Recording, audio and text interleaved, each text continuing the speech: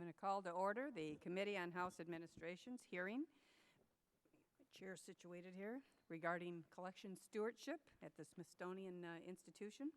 And the hearing record, first of all, for members will remain open for 5 legislative days, so members might submit any materials that they wish to be included therein. Today we're holding a hearing on collection stewardship at the Smithsonian. The Smithsonian's vast collection, with more than 130 million items, which I think is an extraordinary number, holds so many objects of great significance to our nation's scientific efforts, as well as priceless objects of immense historical and cultural value. However, given the size and the scope and diversity of the collection, from insect specimens to artwork to live animals over at the zoo, it has proven to be a significant challenge to manage, and a challenge that I certainly commend the Smithsonian for taking on with such great vigor and determination and commitment.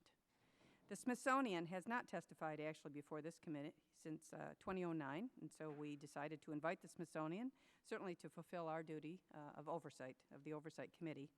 And I think it's not often that you find bipartisan, bicameral agreement in Washington these days, but the fact that everyone loves the Smithsonian is something that we can all agree on. It certainly is truly one of the treasures of our nation's capital, of our nation, of the world, really. And I would hope that the Smithsonian takes this hearing as an opportunity not only to answer important questions about their collections stewardship and the progress that they've made over recent years, which has been remarkable, I think, but also to spread the word about the good work that the Smithsonian Institution does each and every day.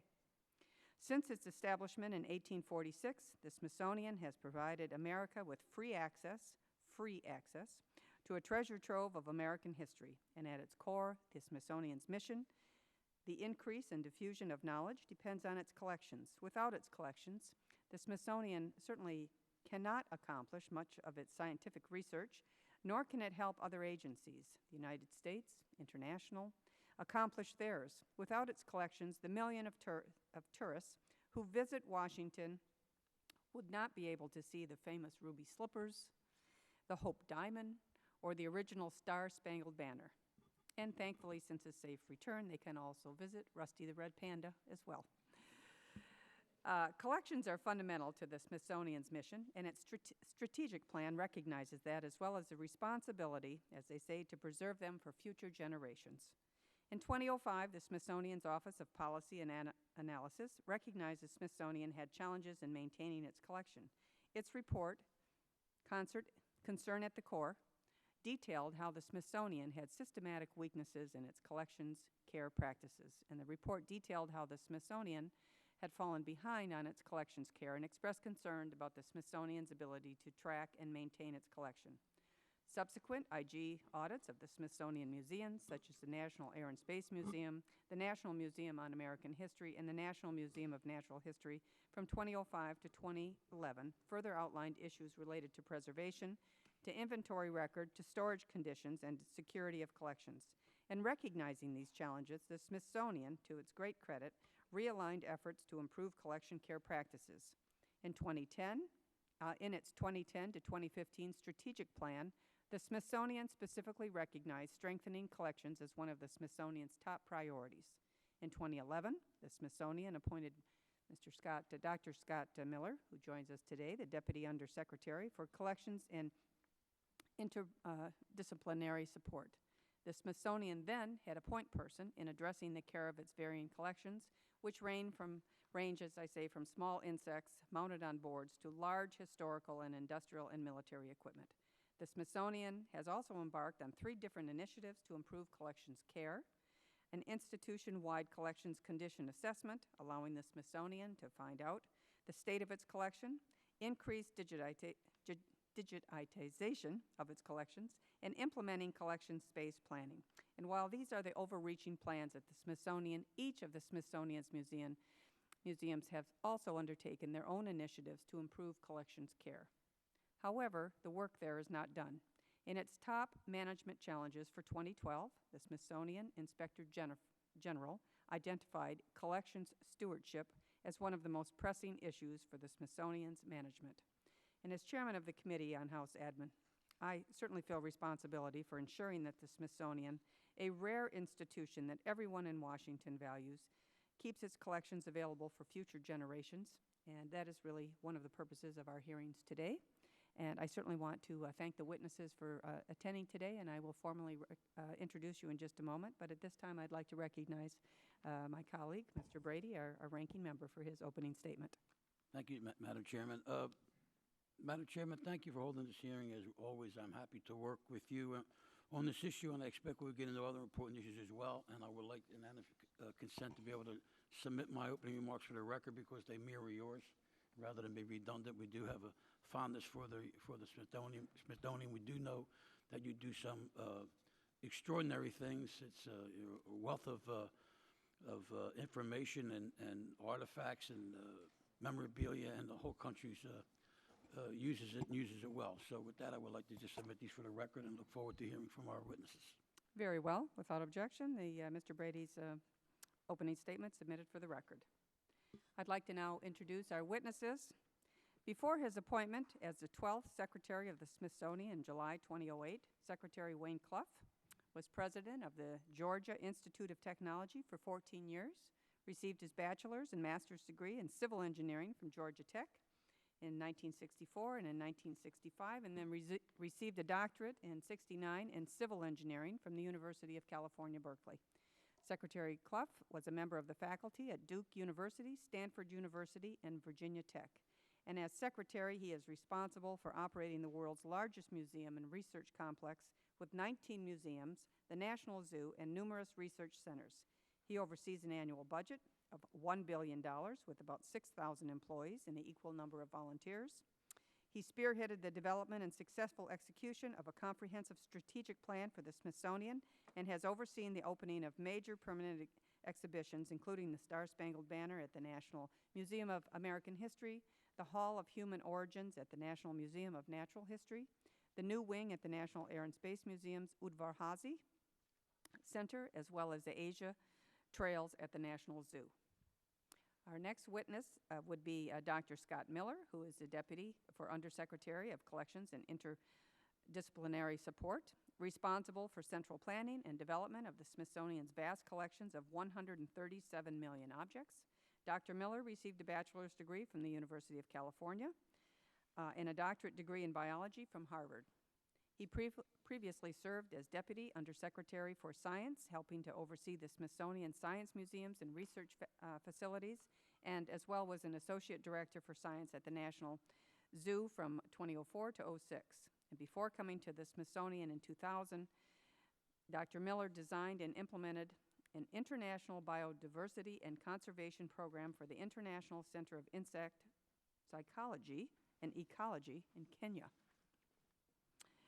Scott Dahl is the Inspector General for the Smithsonian Institution. He graduated in 1988 from the University of Texas Law School, worked at the Washington law firm of Arnold & Porter from 89 to 92. He previously served as Deputy IG at the U.S. Department of Commerce, Deputy IG for the Office of Director of National Intelligence, and Senior Counsel to the IG at the Department of Justice. And for the past 20 years, Mr. Dahl has been an adjunct professor at Georgetown University Law Center, teaching classes on professional responsibility and public corruption.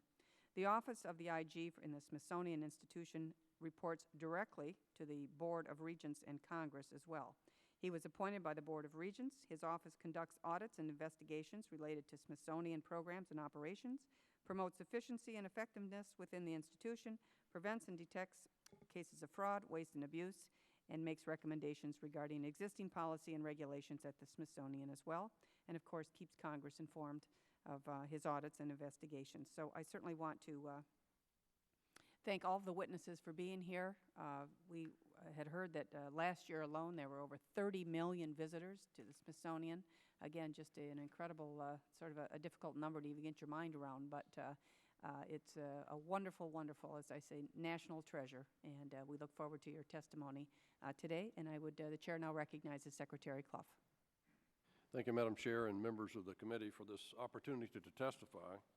The Smithsonian appreciates the support of the administration, Congress, and the American people, especially regarding collection stewardship. Our collections reflect our broad mission and include objects from history, art, culture, and science. They represent our collective memory of who we are as a people, as well as our knowledge of the natural world and our universe. We take our role as stewards of the nation's collections seriously, and I'm here today to assure the American people that their collections are safe. We do have challenges that are complicated by the size and complexity of our collection, the scope of the work needed for some of our older facilities that house collections, and some uncertainties about the federal budget. We are stewards, as you mentioned, of 137 million objects and treasures, including 2,000 live animals. 127 million of the collections are indeed scientific specimens. In addition, there are more than 163,000 cubic feet of archives, including paper records, images, audio, visual, and digital media, and 1.8 million library volumes, including rare books. We have a giant squid, the desk upon which Jefferson wrote the Declaration of Independence, Harriet Tubman's shawl, the jacket of labor leader Cesar Chavez, the Congressional Gold Medals awarded to the Japanese American veterans of World War II, the Wright Flyer, Amelia Earhart's plane, and the Space Shuttle Discovery. We use them all to inspire visitors, spark discovery, and create new knowledge. And guided by our new strategic plan that you referred to, we're focusing on our investments, measuring everything we do, and striving to continuously improve. And this applies to both collections as well as our operations. There are great opportunities ahead, but as I recently told Congress, sequestration will affect the funding for the basics, such as maintenance and collection care, and funding for capital that's needed to address issues with older facilities. Our 2010 strategic plan called for us to renew our focus on collections care, and this was reinforced by the Inspector General's report in 2011. 3 years ago, I elevated the responsibility for collections by creating a new position, Deputy Undersecretary for Collections and Interdisciplinary Support, that provides an integrated view for the institution. We appointed a highly respected scientist with long experience in the field, Dr. Scott Miller, who is here today. He will discuss in detail what we consider our 3 pillars of our policy: pan-institutional collections assessment and planning, focus on digitization to improve collections preservation, storage, space, management, and information content, and lengthening lifespan, collections space planning. Let me offer a few highlights. Our cumulative investment in collections from fiscal years 2006 to 2012 includes $462 million for collections management and $390 million in major facilities capital projects directly affecting collections care. We created new state-of-the-art collections care facilities as follows. We opened a new collections center at the Hazy Center of the National Air and Space Museum at Dulles. We added a new collection support center in Landover, Maryland. We built something called Pod 5 at the Museum Support Center, also in Maryland, for scientific collections. And we renovated Pod 3 at that same facility for 3 art museums, natural history collections, and Cryo, our frozen collection. We renovated an off-site storage facility for our New York-based Cooper Hewitt National Design Museum, and we added new greenhouses for our horticultural collections. We have supported research into best practices at our Museum Conservation Institute, which is located in Suitland, Maryland, and recently hosted the National Summit on Sustainable Preservation Environmental Strategies. To reduce duplications over the past decade, we have deaccessioned numerous items, including stamps, aircraft, and scientific specimens. We also work collaboratively with 4 federal agencies that base 100 people in our natural history collections to fulfill their agency missions. And through our Museum of Natural History, we provide technical support for the Federal Aviation Administration and the Department of Defense on aircraft bird strikes using our collections. It is my honor to lead a dedicated staff of 6,400 employees plus 6,200 volunteers, all passionate about the Smithsonian and serving the American people. With the help of our Board of Regents, which includes 6 members of Congress, the Chief Justice, and the Vice President, we're seeking to create a more responsive and relevant Smithsonian. And as noted, last year we opened 100 exhibitions and hosted more than 30 million visitors, the largest number in a decade. We're expanding our reach through digital access with more than 100 million unique visitors to our websites and more than 2,000 lesson plans that meet state standards that are delivered to all 50 states. A scholar of American history once said the Smithsonian is in the forever business, meaning our collections have to be preserved for all future generations. Recently, we created a new state-of-the-art home for the Grand Star-Spangled Banner at our American History Museum. As the flag was being moved into its new home, all the construction workers on the site stood, took off their hard hats, and in many cases with tears in their eyes, held their hands to their hearts as the flag passed. That is the power of inspiring objects. With the help of Congress and the American people, we will preserve, protect, and present them for future generations to come. Thank you. Thank you, Secretary. That's a very great story there about the Star-Spangled Banner. Speaks to what you're about there, certainly. The chair now recognizes Dr. Miller for his testimony. And we have the 5-minute light on, but if you need to go over a little bit, just take your time and go through it. Thank you. Thank you for this opportunity to testify. As Secretary Clough described, I have oversight responsibilities for the collections at the Smithsonian, and it is a great privilege to do so.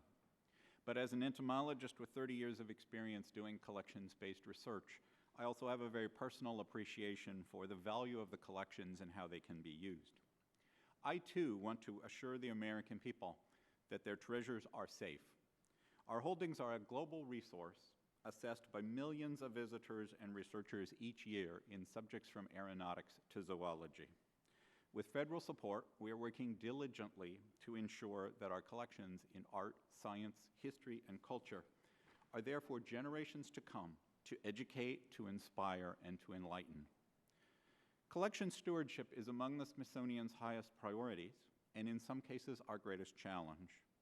The volume, characteristics, and age of Smithsonian collections, as well as the variety of standards that apply to their care, make their management, preservation, and digitization as complex as the collections themselves. Yet, we have been making great progress in many areas.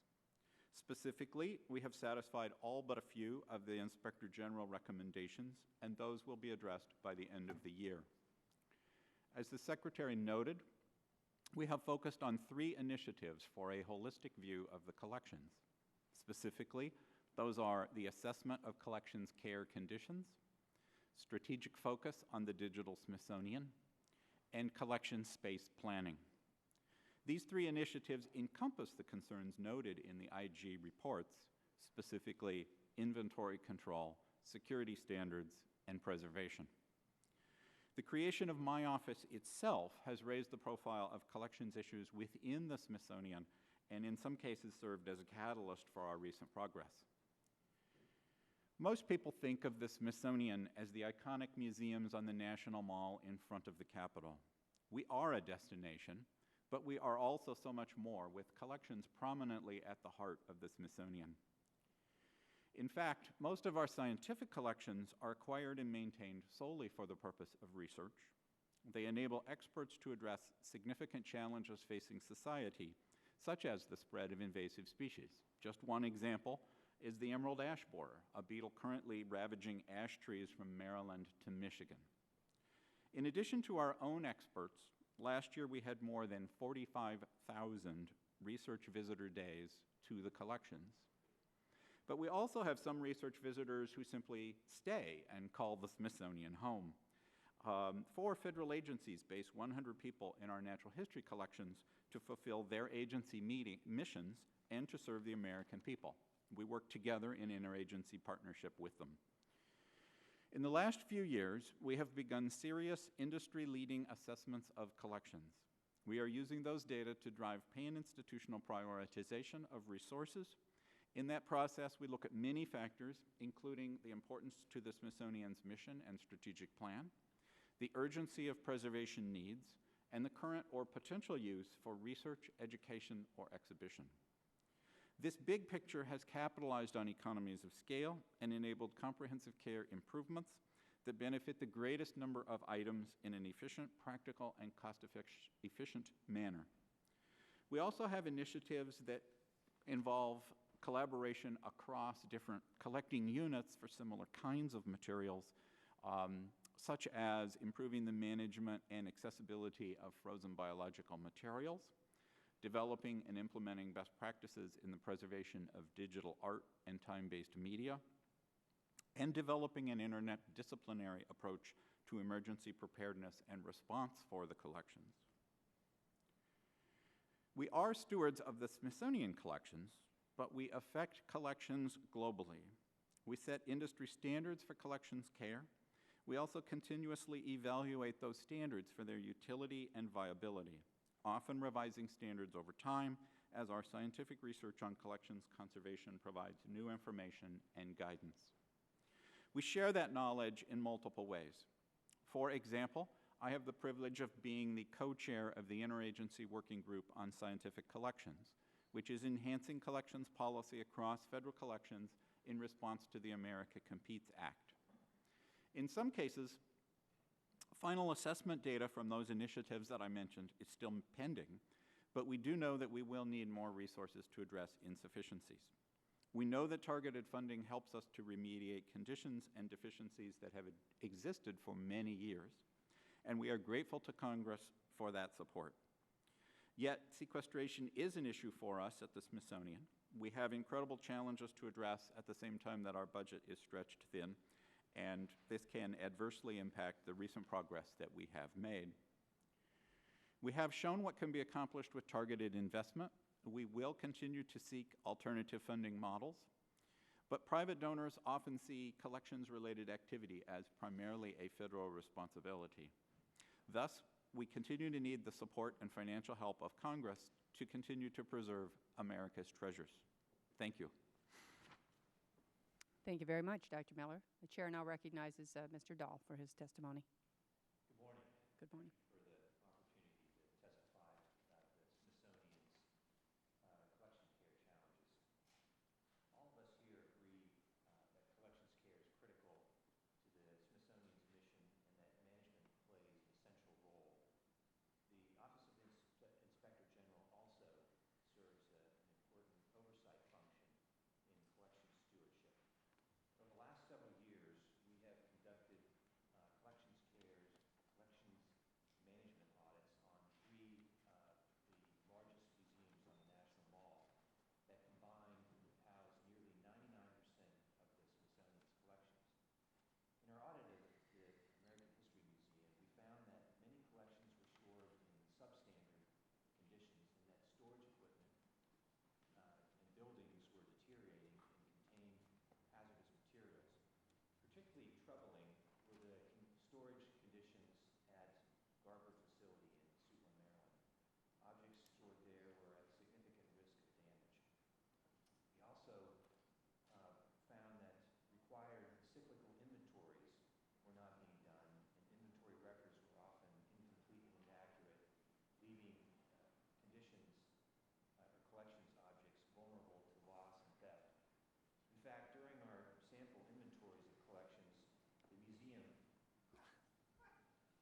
could not locate 10% of the objects in our sample, including some items of great value and significance.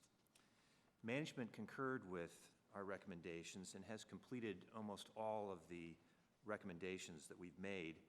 We've evaluated management's submissions to us to determine whether they adequately address our recommendations. In reviewing our prior collections audits, we found that many of the same issues occurred across several museums. Rather than conducting an audit of another museum, we decided to approach our oversight collections care from a pan-institutional perspective. We also highlighted these systemic patterns of collection care challenges in our 2012 report, which the chairman mentioned, the top management challenges, which identifies the most critical problems that the Smithsonian faces. In that report, we once again emphasized the need for the Smithsonian to address the collection care challenges pan-institutionally. Management generally agrees with our pan-institutional emphasis, and Scott Miller and his office have moved forward on the 3 strategic initiatives for collection stewardship that Dr. Miller and Dr. Clough referred to earlier. The 3 strategic initiatives partially overlap with the collection care areas that we identified in our top management challenges, and we are assessing the impact that these initiatives are having on collections care in our recently announced review. In addition, we've been evaluating plans that management has submitted in response to our recommendations. And while plans are a very important first step, they need to be implemented in order to have an impact on collection care problems. And the implementation of many of these plans is at risk because implementation is largely contingent on increased funding levels. In fact, management has cited resource constraints as an impediment to addressing collection care problems. And we acknowledge the decline in funding for collection care, and we expect that trend will continue. Smithsonian's own policy shop advised management in 2005 to seek other avenues for additional funding for collection care, including from private resources. And Dr. Miller mentioned that they are exploring those alternatives now. Another impediment to full implementation is the Smithsonian's decentralized approach to collection management. The collecting units are still largely free to set their own standards and allocate resources for collection care as they see fit. And Scott Miller does not have the authority to make most of those resource allocation decisions. Going forward, we will continue to monitor the Smithsonian's implementation of our previous audit recommendations, and we've initiated a review of these 3 pan-institutional collection care initiatives. We remain concerned about the substandard and hazardous conditions at Garber, and will continue to monitor progress there.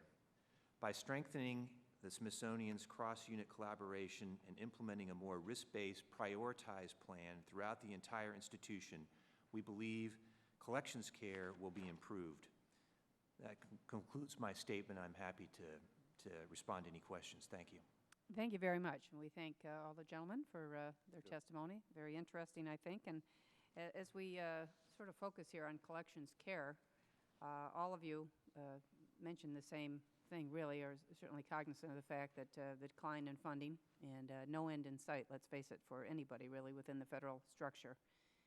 As we are about to be voting in the fall on raising the debt ceiling, et cetera, we have enormous fiscal constraints in our nation for all kinds of things. But as we think about some of the priority collections and the storage, et cetera, I was trying to listen closely. The Secretary was mentioning, I started making some notes and then stopped about some Udvar-Hazy and Landover, Maryland, New York, some of the different things that you've done at the greenhouses, et cetera. I guess my question would be, as far as the current capacity for storage for your entire collection, and is there anything in imminent threat? Mr. Dahl mentioned Garber. I'm not sure where Garber is, or I guess that would be a part of my question. Where is Garber and what is actually in it? You raised some concerns about that particular storage facility. But is there anything that's really an imminent threat that needs to be addressed? And also, I guess it's sort of like the short term, long term, as you continue to collect with your collections, are you collecting things that you have a concern that you might not be able to store or have the capacity for? And I'm sure that goes into your strategic plan as well, and maybe you could enlighten us a bit on that also. Thanks, and I'll try to give an explanation that the Garber is part of a facility in Suitland, Maryland, which was established to be a high-end, sophisticated center for our collections. Initially, it was a place to kind of store things. And so the early stage construction there was deemed to be temporary. And so a lot of metal buildings were put up with relatively rudimentary ability to control environment and things of that sort. And as you imagine, with the old buildings, there were some asbestos problems and other things there. The intention in the long run, as I understand it, was to get rid of those buildings as new facilities were built. I referred to something called the Pod 5 and Pod 3. There is a set of buildings that actually has 5 pods now, which are very sophisticated collections buildings, state-of-the-art, absolutely the best in the world. In addition, we have collections there for the American Indian Museum in their particular center, which is also a state-of-the-art facility. Over time, the Smithsonian found it was not able to get rid of the older buildings as the collections grew because it needed the space. So with time, as we built these new facilities, we're trying to move things out of those buildings, which in some cases you'd prefer not to use. Now, We did have a building that collapsed. You mentioned a concern in the large snow event that we had a few years ago. And as a result of that, we did a structural reevaluation of each and every one of those buildings and have addressed most of the problems that were identified as most critical. We still have 3 buildings that we have very concerns about that we would like to get out of. But gradually, as we built the Landover facility and the Udvar-Hazy facility, we have moved collections out into those new facilities, and that's been a big improvement for us. And we got rid of the building, obviously, that collapsed. So that's probably the area that we have the greatest concerns for. We'd like to get out of that, and it will just take some time to build new facilities and take collections out of those areas.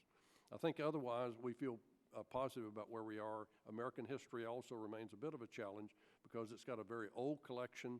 It's a building that was built in the 60s. It needs renovation. That's a process that will take place in stages because we can't do it. We don't want to shut the whole museum down, and we do it in stages. And so American history, as was identified by the Inspector General correctly, is an area where we have concerns. But other than that, we've done, I think, a good job of bringing the facilities up and addressing some of the most serious problems. So that's sort of the short term.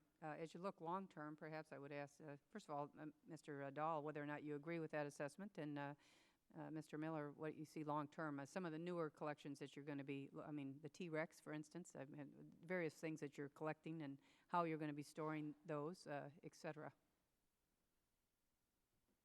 Chairman Miller, we remain concerned about the conditions at Garber for the reasons the Secretary has mentioned. Some of those buildings are in decline, and the collections need to be moved out of there. They are making, and we've been monitoring this progress, as the Secretary noted, structural supports and moving some of the more valued items to other storage centers. But we, as the Secretary, still remain concerned about the conditions there. Mr. Miller? Let me first just add to the Secretary's remarks that the 3 buildings of specific concern at Garber, we have the plans now in place for the replacement of those buildings and the decontamination of those collections, and that new construction will start in the beginning of the fiscal year.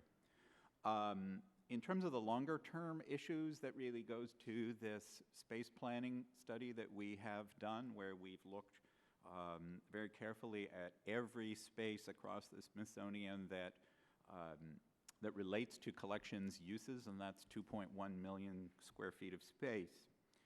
And we've identified which of those need replacement or renovation. We've also identified what we need to deal with incoming collections according to our projections.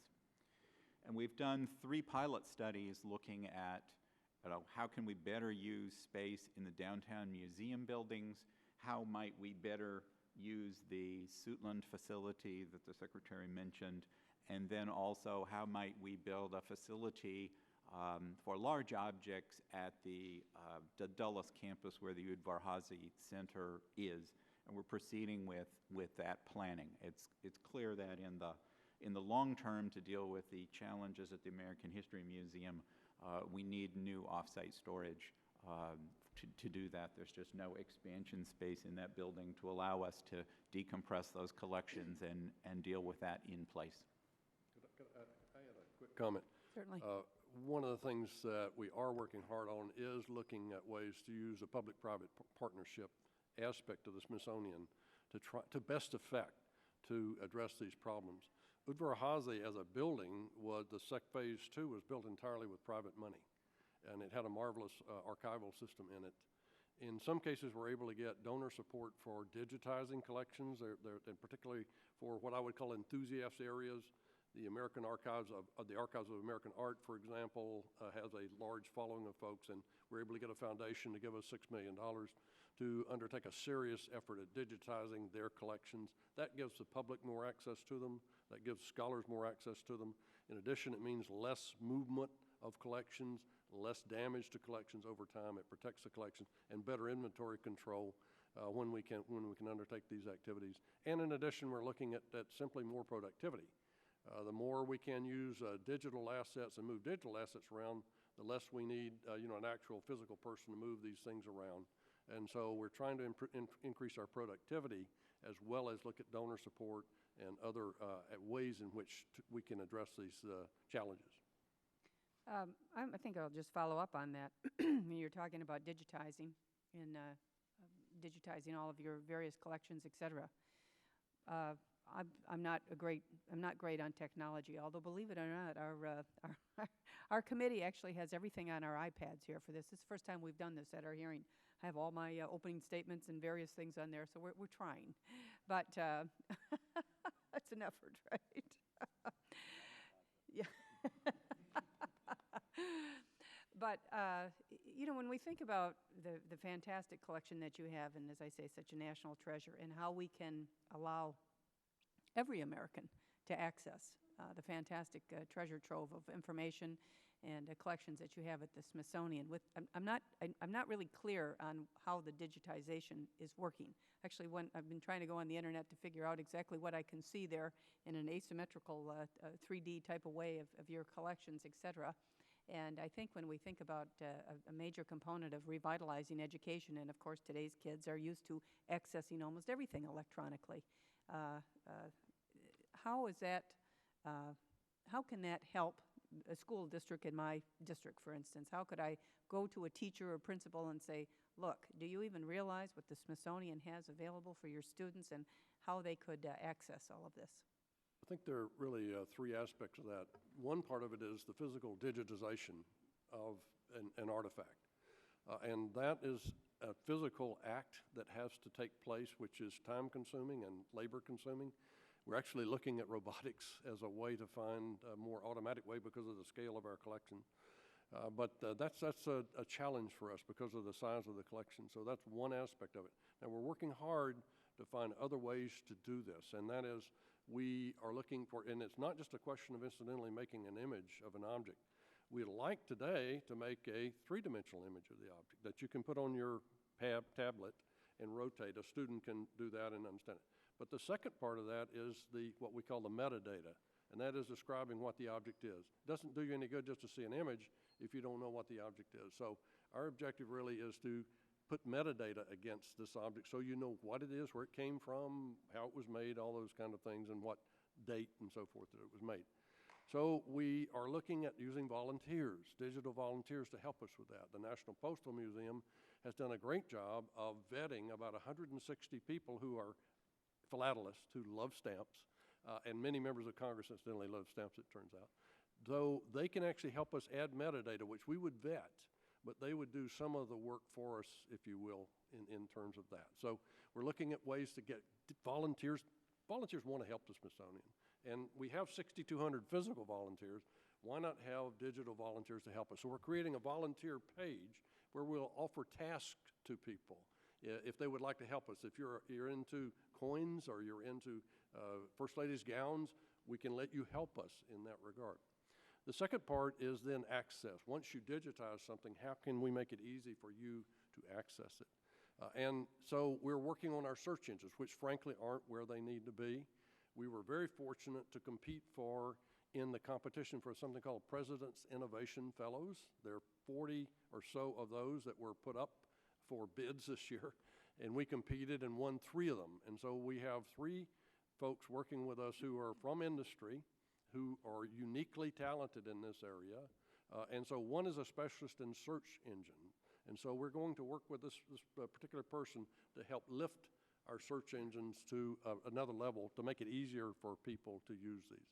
And then finally, you need to put these things into a context that are useful for teachers and for students, and enthusiasts for that matter. But that means you go to lesson plans. We know that teachers want adaptable lesson plans. We need to give them the raw material. They'll create the lesson plan, but also focus it on state standards. So we're working hard with the Department of Education on trying to make sure all of our aspects meet state standards, and that will help the teachers, therefore, in that regard. We have a group of about 500 teachers who are a focus group for us to help us as we're doing this work and to create things that they really want. Our other challenge is to make sure we are putting something up that people want to see. Because in our vast collections, not everybody wants to see everything. And so we're trying to get smarter about what people want from us so that we can use our resources, which will be stretched no matter what, in a more effective way.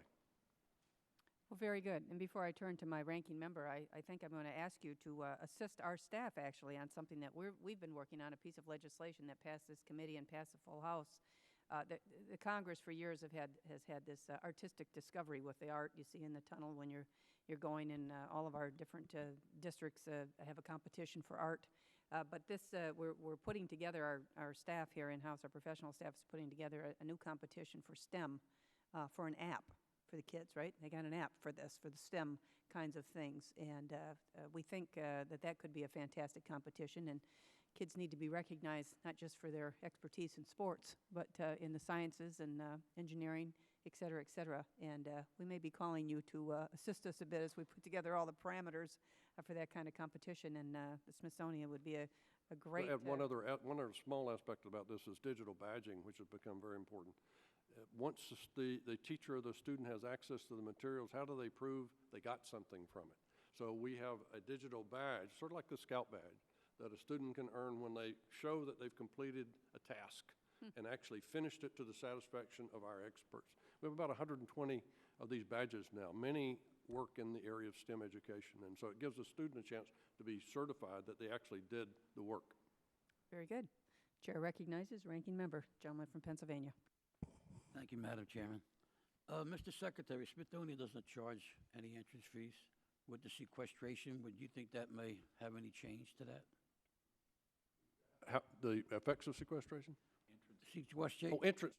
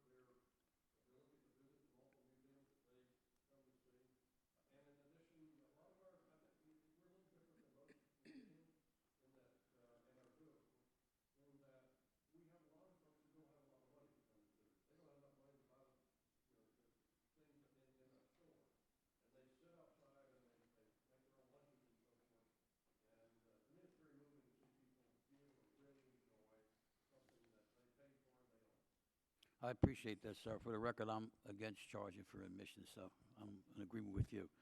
The African American Museum, will that make the deadline at 2:15, the opening? African American Museum?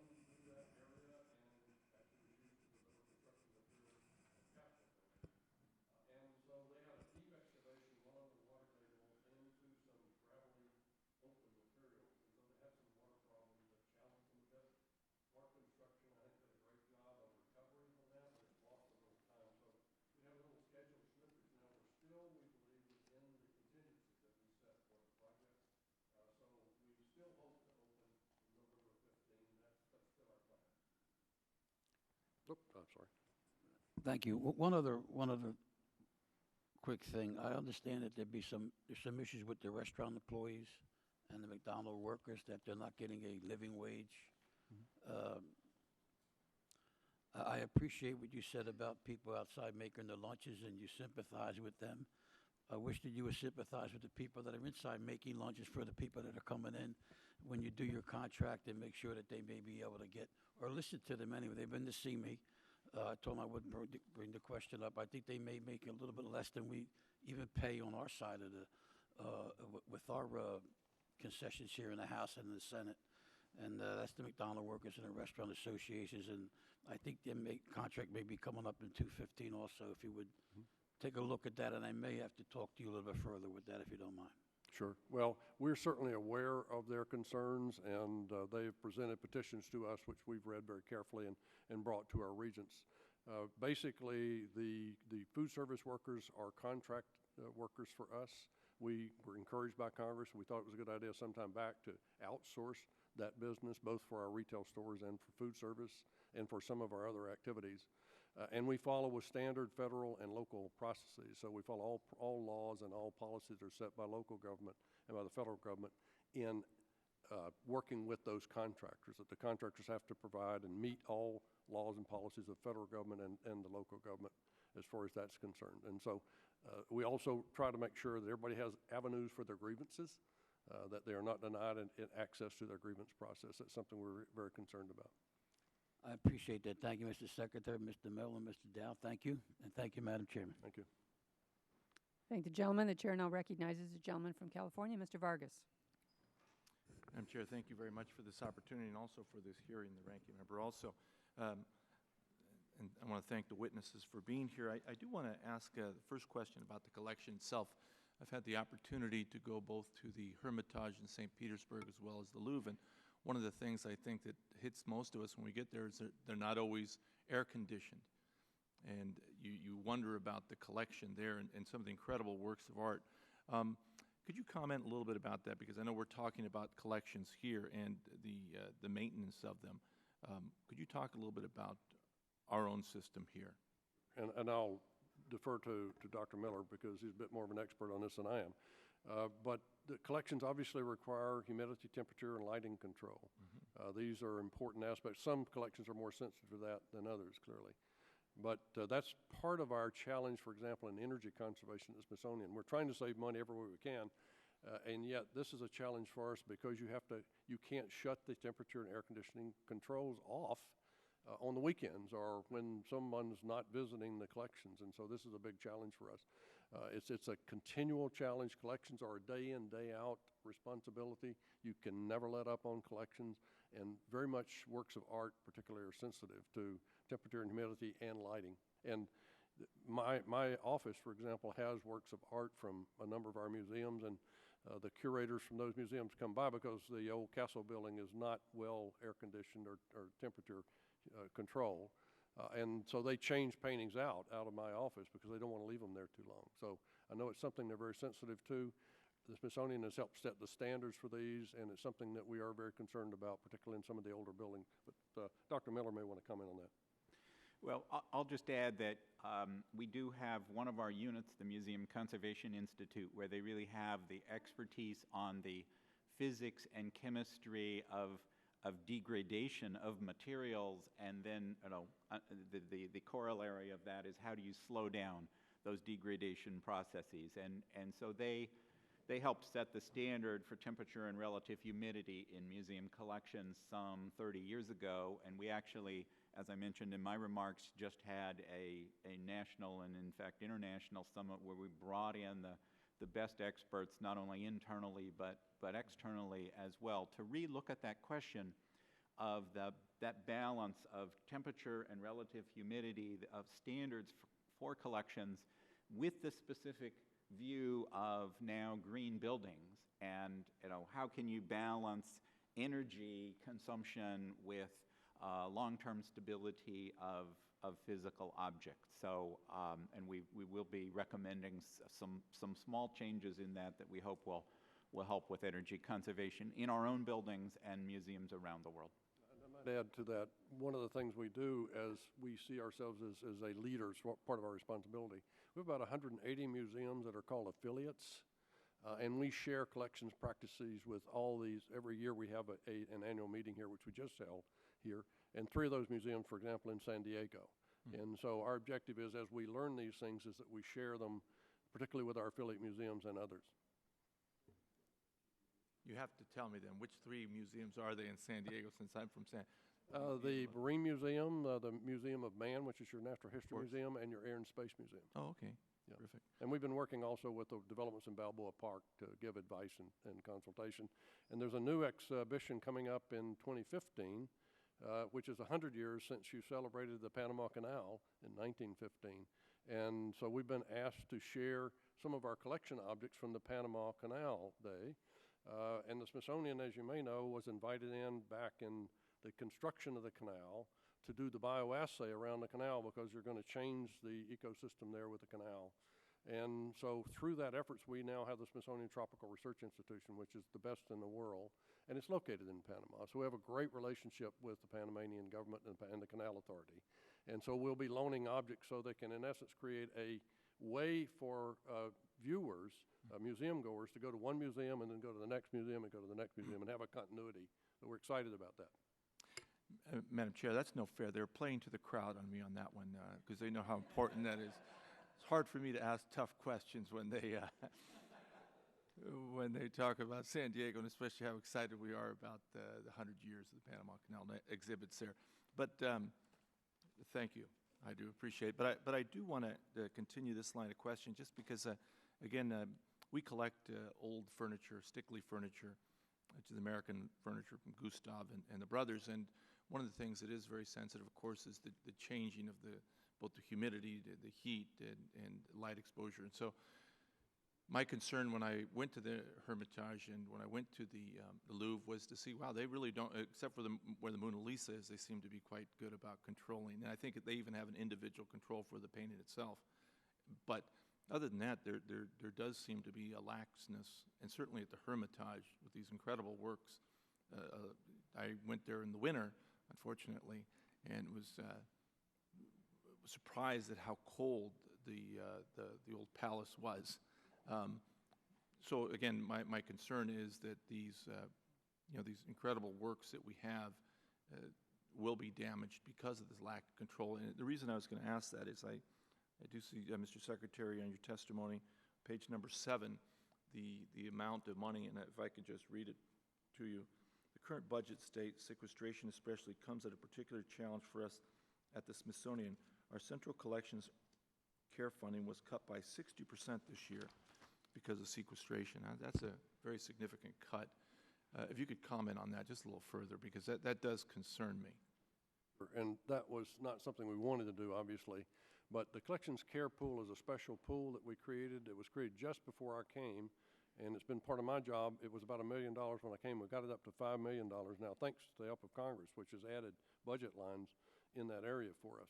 And that's a strategic pool to address critical problems. And so when we find that there's a particular problem the IG might identify or we would identify, we use those funds to rush in and try to, so we don't want to let a problem fester, if you will, Right. Because we have to wait through a longer process. But we put in roughly each year about $60 million actually in the collection. So what you were referring to was just the pool. And that was a one-year stoppage or short cut, because we wanted to avoid cutting people. Because there are about 450 people at the Smithsonian who are involved in collections care. And if we cut back there, that would be a permanent cut in collections care. So our choice was to cut back on the small area of pool funds for 1 year, while we could think through how we would address any additional cuts that we might be facing and absorb them in a more logical way permanently. So it's just a short-term type of thing. Thank you very much. I know my time has expired, Madam Chair. I just thank you very much and really appreciate the work that they do. I think it's an incredible museum and one that we're very, very proud of. Thank you, Madam Chair. Thank you. Thank the gentleman. I'm going to ask just a couple more questions. Since I'm the chairman, I have a little time, and we can have a second round as well. But I think I will just follow up on this about the, you mentioned you had, I just wrote that 450 people in collections care, and I thought it was interesting that the IG actually pointed out in your concern at the core, you identified some need for some additional training, new training. You identified that a number of senior personnel, sort of the institutional memory. I mean, we're all getting older, and it's always about the people. No matter what business you're in, it's always about the people, really, and making sure that you have good training and a good background. The farm team that's coming up, that has the kind of expertise and the passion to be doing this kind of a thing in collections care. And I'm wondering, apparently you've got a lot of senior staff that are going to be retiring here sort of in a group, in a clump here in the next several years. I'm just wondering if the IG or the Secretary, Dr. Miller, have any comment on your workforce and how you're preparing for that very critical element of your mission. It was interesting to me when I came to the Smithsonian to try to understand the larger trends of things. And because of the budget situation, and because it's a combination of things, the budget situation, which has been challenging, but the people who work at the Smithsonian love it so much. They tend not to want to leave. And so I noted that certainly one thing that was going up at the Smithsonian was the average age of the employees, and that was something that was troubling. And it's not only the institutional memory we stand to lose when one person who's been there for 50 years leaves, but in addition, it's bringing in new folks who have new ideas. And for example, in this digitization area, that might take a younger person, if you will, or a person who's more versed in new technologies to do those kind of things. So it's kind of a two-edged sword for us. So we addressed the one challenge, and that was the younger challenge, by working with donors to try to give us additional fund base for interns and postdocs. And we've done a good job. We want to do more. We're trying to raise more funds in that area. But we have upwards now of 350 or so postdocs who work at the Smithsonian. These are young people who won't stay with us forever, but in many cases we find those are the people who come back when there's a job opening. So it's a great chance for them to get to know the Smithsonian and then to hopefully want to come back and work with us. And the interns are a younger group of people, but they can help as well. The institutional memory challenge for us, in part, not entirely, can be addressed by digital technologies, because the more we digitize things and the more we put those the records and the metadata against the objects in digital format, then we have a way to save that as best we can. We are getting much, much better at collecting oral histories as well, and we're creating platforms for that. And so if there are special things and special needs in collections, we can save those and document those as well. But eventually somebody's going to retire, and in any case, we can lose people. We try to stack and stagger things, so if there's an older person getting ready to leave, we've got a younger person in a queue who's picking up behind them to pick up the work. Dr. Miller? Let me just add to that. Succession planning is a challenge because of the uncertainties of the budget, as well as not having a mandatory retirement age and it being hard to plan. But I think our Natural History Museum has done really an excellent job of what the Secretary described in terms of succession planning and encouraging bringing in the next generation of people.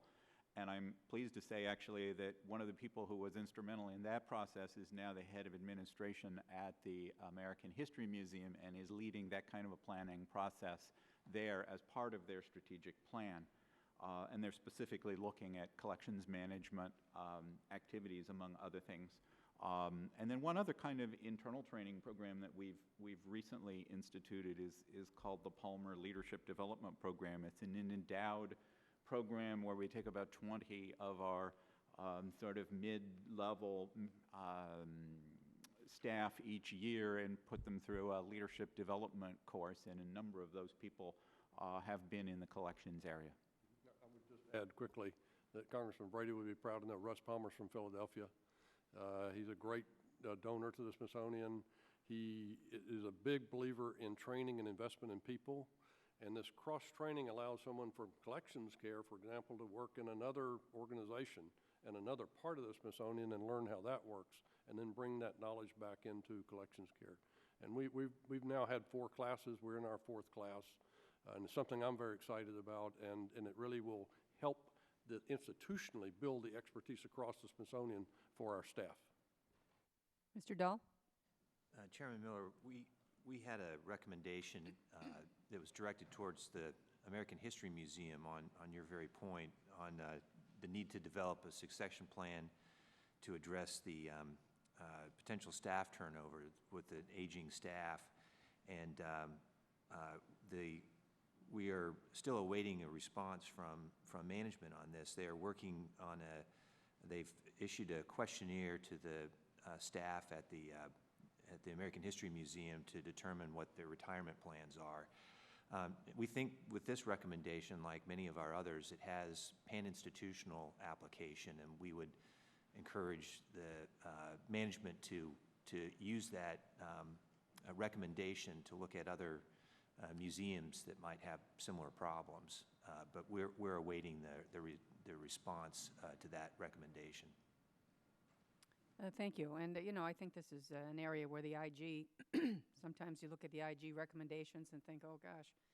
But that really is broadening the scope, I think, perhaps, of IG, looking at the succession plan, et cetera. I think that was an excellent point. My last question would be, and I have to ask this question since I got up reading my Washington Post this morning and saw this article on the front page of the style section, Beyond the Bubble, which really, as you look at this picture in particular, anybody can understand what the impetus was to have the bubble, because it really was, I think, a very visionary thing, but didn't turn out as well as everybody had hoped initially, I guess. And I'm just wondering if you could bring us up to speed on what's happened at that particular facility. And I know you raised quite a bit of money, and where's the money? Yeah, where's the money going? The bubble was an idea from the director of the time, Richard Kushalik. And I think when he described it to us and we thought about it, we thought it was a very clever idea and one that would really add a lot of vitality to that space. He was an expert in use of public space and had a number of ideas, that being one of those ideas, so that you add vitality to that part of our campus, as we would call it, and also to a building which tends to be kind of intimidating unto itself, and make more people attracted to this public space around the building and use it in a way that you could draw people in, particularly from diplomatic community and so forth, to have discussions about international issues. And I thought it was quite whimsical. I thought it would add a lot of vitality. I was, in fact, one of the early supporters of it and made commitments of some of our trust funds in order to help the project. We could not put it on the regular federal capital list because it was a temporary structure. And it was new and a new concept because there are a lot of inflatable structures out there, but this one would go up and come down and go up and come down in a year. And it would have to go up and come down twice because it did not have air conditioning or heating in it. And so you could only use it during the temperate parts of the year. And so as we got further down the line, two things emerged. First, it turns out it had to be donor supported. It turns out that donors really weren't interested in something that was temporary, that might last 8 years or might last 10 years, and would only be used for a very small part of the year. So it turned out to be a tougher nut to crack, as we would say, in terms of fundraising than we thought. Also, practically, it turned out to be more difficult. This was a unique structure in all the world, and so as we brought more expertise against the problem, we began to realize that there were serious practical challenges. Because it's not just a matter of blowing the structure up and taking it down, because it's a very sophisticated structure, but all the infrastructure that you put in it, all those chairs and seats and the IT had to be pulled out each time and then put back each time. And so it turned out to have its practical challenges as much as many of us thought it's an interesting, intriguing idea, and again, one way to increase vitality on the mall. And so the board was also initially supportive of it, but the board became more and more, if you will, split over the idea, and eventually did not support the idea. And so it was unfortunate that we couldn't go forward. I like the idea that at the Smithsonian we're trying some new things, and we're trying new ways to engage the public, and my feeling on that is it's okay if some of them don't work out. I lived in California for quite a while, and there was a spirit in California where try something. If it doesn't work, don't repeat it again, but at least be willing to take a bit of a risk, and I thought this one was worth taking the risk. It just did not work out in its time. We are doing a master plan for the South Campus now with a very creative firm, and they're taking some of the ideas that floated around what the bubble would be for and looking at how we can use the whole campus. So it comes back to the pan-institutional approach again of how do we revitalize that whole area, not just the Hirshhorn, but the new Arts and Industries building, which we will reopen next year, the Castle, the Freer-Sackler, and the African Art Museum. How do we make all that work together for our visitors to enhance their experience? And so we'll use some of the ideas that came out of the fermentation for that project, but it just didn't work as a project itself. We did have some donor support for it. I mentioned it was a challenge to raise, but we did have some. The Bloomberg Foundation was a significant donor, the Annenberg Foundation. We have strong relationships with those foundations. We had informed them that we were meeting challenges and resistance, and I personally visited with them myself, and others of my staff did, to have discussion with them. And in the end, it didn't work, and we're returning the monies to those foundations. Very well. Thank you, gentlemen. The ranking member. Thank you, Madam Chairman. I just have one question. How does one go about getting an intern? Intern? So the intern thing is close to my heart. I'm an educator by life, and I believe that these experiences that we can offer young people are life-expanding experiences, and that the Smithsonian is a remarkable opportunity for a young person to learn, because we have history, art, culture, and science, and so we really give them a large breadth. And we're on the nation's mall for many of them. Now, not all of them are here. Some may work in Panama, some may work out at the zoo, many do work out at the zoo and with our conservation biology program.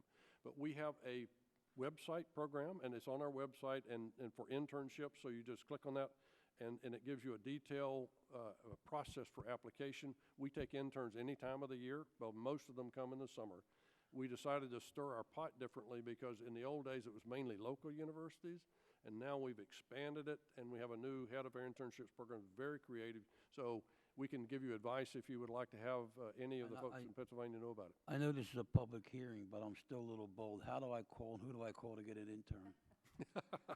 We can make sure you get Talk to you after the hearing. We'll make sure you get that number. Because I have a ton of, I pride myself in with these young men and women, and I have a lot in my office. The problem with it, and my staff will tell you we have a lot here, is we run out of space. Our space isn't that adequate.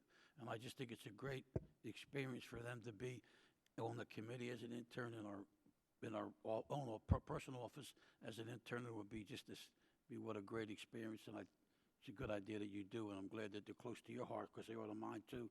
That you can have an intern over at Smithsonian. It must be a great experience for them. So I appreciate it. I'll talk to you. Thank you very much. Thank you. Thank you. Any other questions? The gentleman from California.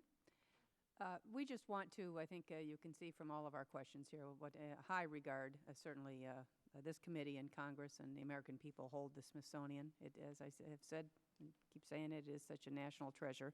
And I think the testimony was very good, and I think the question and answer period was a great way for you to tell more of your story in a very forthright way, and so we appreciate your candidness this morning. And I would also mention for the record that any members that would like to submit additional questions to the witnesses would have 5 legislative days in which to submit those questions as well. And there may be some questions that we would ask you and ask you to respond to.